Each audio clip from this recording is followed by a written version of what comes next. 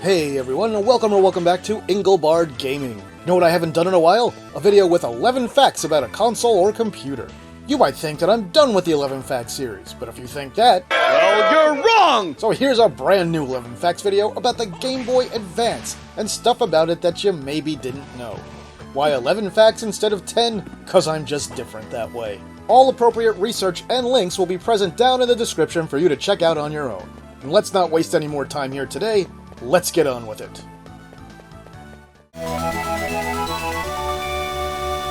The GBA debuted in March 2001 in Japan, and June 2001 in the USA and Europe. Let's start with an easy one. Nintendo's Game Boy Advance, the 32-bit successor to the wildly popular Game Boy line that included systems like the original Game Boy Pocket, and Game Boy Color, came out in the major gaming territories over the course of just a few months. Here in the USA, the system cost just $100 at launch. Well, technically $99.99, but we're gonna round up to sane numbers throughout this video, so if that bothers you, I'm deeply sorry. As a side note, the original Game Boy launched in 1989, so this device, about 12 years later, was the first true next-generation device in the entire Game Boy product line. The GBA represented a giant leap in performance and technology over the Game Boy and Game Boy Color. The GBA was able to show 511 colors on the screen from a palette of 32,768 in character mode, and the whole entire palette in bitmap mode. It had a 2.9-inch screen with a resolution of 240 by 160, giving it a 3:2 aspect ratio, which resulted in sort of a mini widescreen look when compared to the 4:3 TVs and monitors of the day. We'll talk about some other hardware aspects in just a little bit, so don't worry, I'll get to the big stuff. But anywho, the GBA ran on just 2 AA batteries, which gave it up to 15 hours of battery life, which was incredibly impressive compared to what we'd seen before in prior color systems. However, it also did not have a backlight, making the screen very difficult to see. The GBA was very successful and has loads of classic memorable games. It would of course see a few major and a few minor device revisions. The primary major revisions to the Game Boy Advance line were the Game Boy Advance SP, which came out in 2003, added a flip form factor, a rechargeable battery, a lit screen, and then the awesome change of having to buy an adapter to use normal headphones long before Apple made it cool. In 2005, Nintendo followed that up with the teeny weeny Game Boy Micro. It's a small Game Boy Advance. Okay, let's move on to the next fact. The GBA was the first major portable game system to use an ARM chip. You might be watching this video on a smartphone right now, or a smart TV, or a tablet, or a host of other devices powered by an SoC or system on a chip from the chip developer ARM. That's right, the primary CPU in the GBA, an ARM 7 TDMI, was a much earlier release from the company that probably designed the chip in your smartphone as well as many other devices. Now before any keyboard warriors get ready to say in the comments that the GBA wasn't the first ARM-based game system, the fact here is that it was the first portable game system based on an ARM chip. The first game system with an ARM chip was the 3DO. Now why does this matter? Well, ARM's RISC chips, and I've talked about RISC or reduced instruction set computers or chips in other videos, reduce the amount of operations the chip can perform as a trade-off to gain efficiency. That 15-hour battery life that the GBA got was in large part thanks to the efficiencies of the ARM chip inside it. ARM chips debuted in the UK commercially in 1987 with the Acorn Archimedes computer, with the initial model being powered by an ARM 2 CPU. The ARM 1 that preceded it was only available in sort of a behind-the-scenes module design for Acorn's BBC microcomputer. Don't know what the BBC Micro is? It was a computer made by the British company Acorn that pretty much every school kid who grew up in the UK during the early 80s and 90s used in school. Watch the movie Micromen, which you can find right here on YouTube for a fairly accurate retelling of how it all happened.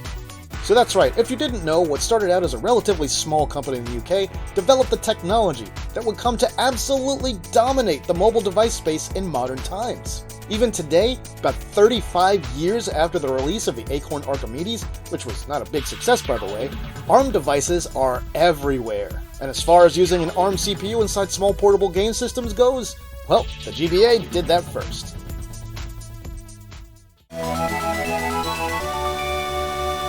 The GBA does not have a sound chip. Well, not really. Okay, first the main fact. The Game Boy Advance does not have a sound chip as part of its advanced hardware. Instead, all the sound generated on the system is handled by that fancy schmancy ARM CPU. Because of that, developers often had to make decisions on what resources to prioritize. For example, Castlevania Harmony of Dissonance, which came out a few years after the system launched, looked much more advanced than Castlevania Circle of the Moon. But Circle of the Moon sounded dramatically better than Harmony of Dissonance. Why did this happen? Well, Koji Igarashi, or Iga, who was spearheading Castlevania development at this time, had mentioned in some interviews back in the day that he had to devote more processing power to the graphics to make the game look so much more technically impressive than Circle. This resulted in less CPU time to generate the sound, so we got worse sound. Now, thankfully, Iga and company got all that stuff figured out for Aria of Sorrow, which looks way better than Circle and sounds way better than Harmony. Anyway, the GBA Castlevania trilogy, those aren't the only games where companies had to make those types of decisions, which is why sound quality varies greatly among games on the Game Boy Advance. Some games sound relatively clean with recognizable digital instruments, other games sound like NES or maybe even original model Game Boy games. In fact, let's talk about that last bit for just a moment, shall we? So for this fact, I said that the Game Boy Advance doesn't really have a sound chip. While it doesn't have a sound chip as part of its updated new advanced hardware, it does include the original Game Boy sound chip for compatibility with original Game Boy and Game Boy Color games. And just like the Sega Genesis included the Master System sound chip and could use it in native Genesis games, the GBA could use the GB sound chip in native GBA games, along with any digital sound generated on the system's CPU. So if you wondered why some games seem to sound exactly like Game Boy games, well, wonder no more, my retro gaming friends.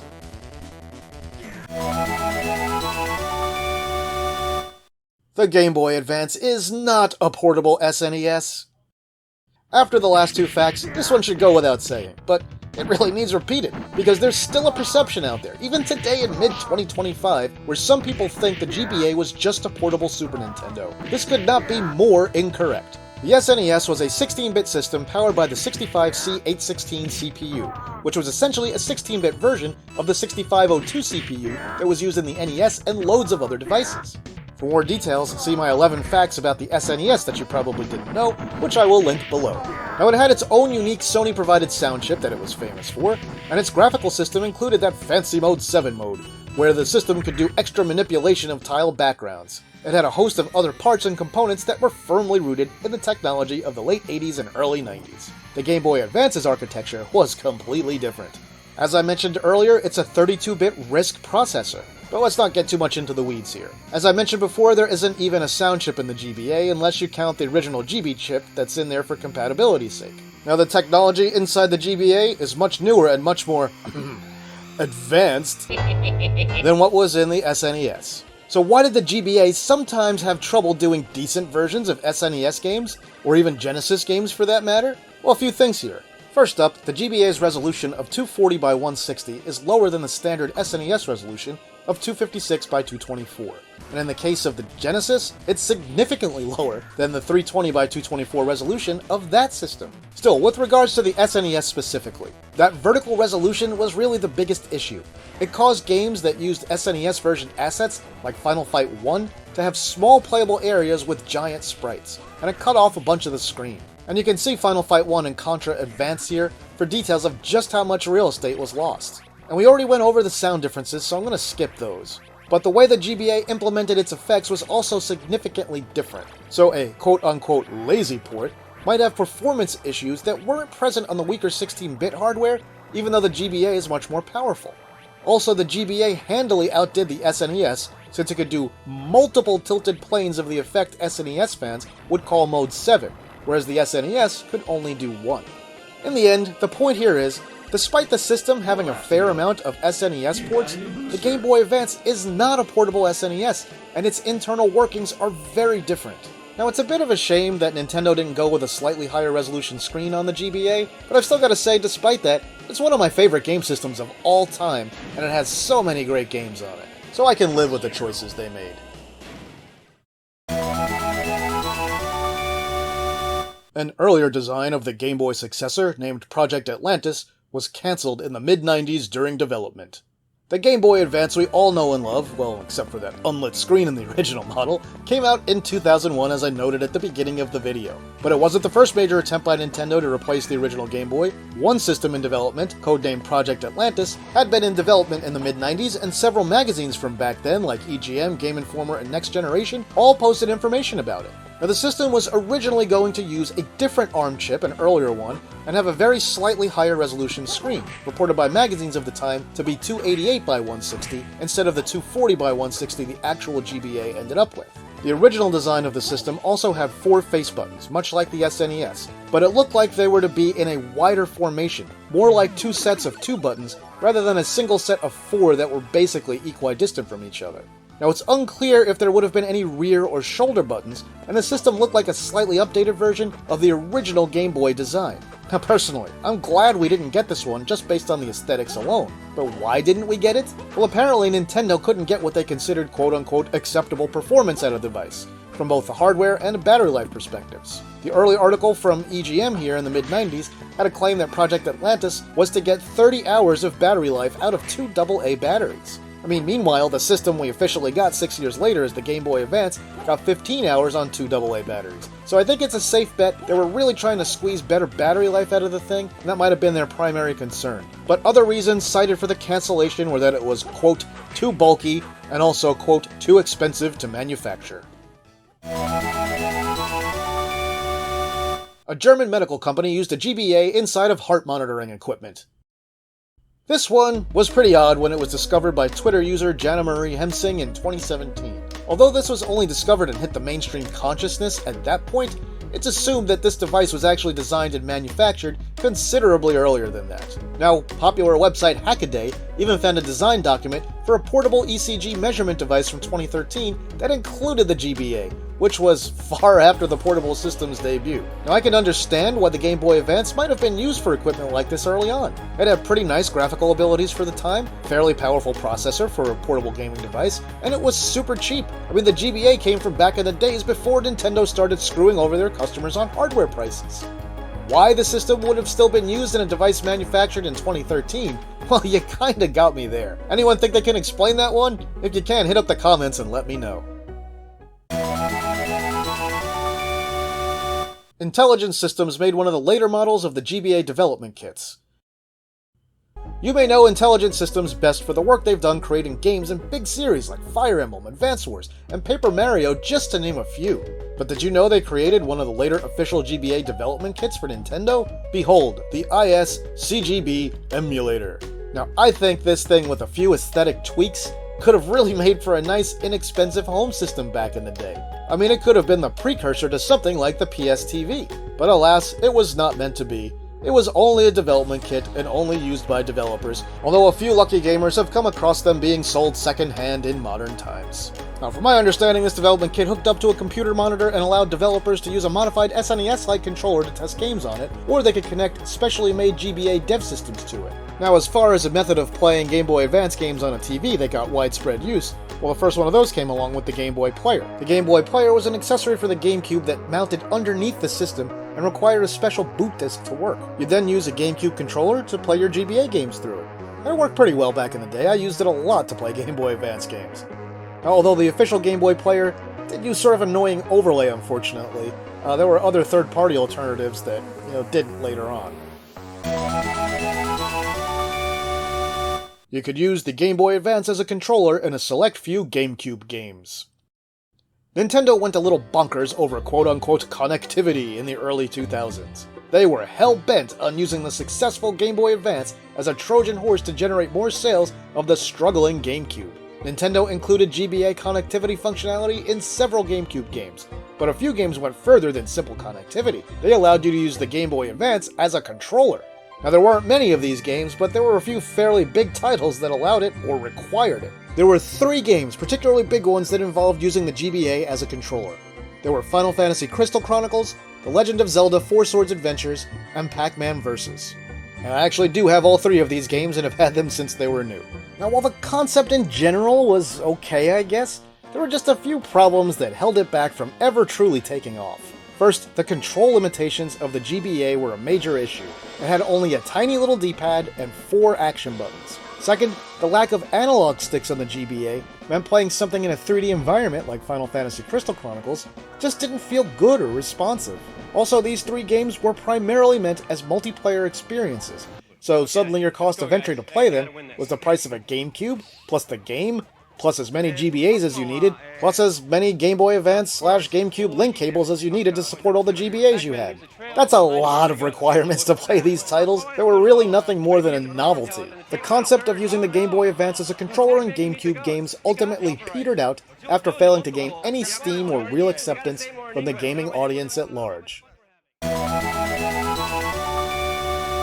The Game Boy Advance had some wild peripherals back in the day. Why do we buy game systems? To play games, right? Duh.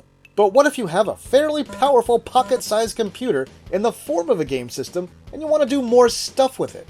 Well, there were some wacky peripherals you could get for the system, and some of them only in Japan, of course. First, we have fairly obvious things like grips and magnifiers and lights and even TV tuners. Boring! Yeah.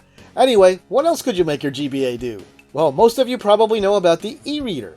It was a device that connected to the Game Boy Advance that allowed it to read data off of small cards. But did you know that you could get an add-on to enable GPS functionality on your humble Game Boy Advance? And hey, need an FM radio? No you don't. There's a GBA accessory for that. And you know what? Don't want to take a chance on there being nothing worthwhile listening to on that FM radio? Well, you can just get an accessory to play MP3s on your Game Boy Advance. Not good enough because you're more of a visual person? Fine. Check out some video players. Some of these video players cost more than the GBA itself, and the quality was pretty suspect. There were plenty of other odd accessories for Nintendo's awesome little system. Maybe I'll take a look at some more of them later on. The GBA was a monster hit, selling 85.51 million units worldwide. Yeah, you don't need me to tell you the Game Boy Advance was a huge hit, but I guess you're here for me to tell you things, right? So here goes. The Game Boy Advance sold more than 81.5 million units in its lifetime, and it wasn't officially discontinued until 2010, 9 years after its debut. Not a bad run. Now, out of those 81.51 million units, about 41 million were sold in North America. About 23 million units were sold in Europe, Australia, and some other territories that are lumped together. About 17 million units were sold in Japan. And it's funny, Nintendo was afraid of messing with the GBA's success when they introduced the Nintendo DS. They referred to the DS as, quote, a third pillar, and we were all supposed to have a GameCube, a GBA, and a DS. Clearly, Nintendo was just hedging their bets back then, because the DS quickly overtook the GBA and dethroned it in sales. It ended up very much replacing the Game Boy Advance when it became clear that the system was going to be a huge success. In the end, the DS sold over 152 million units. That's a lot of screens. About 304 million of them.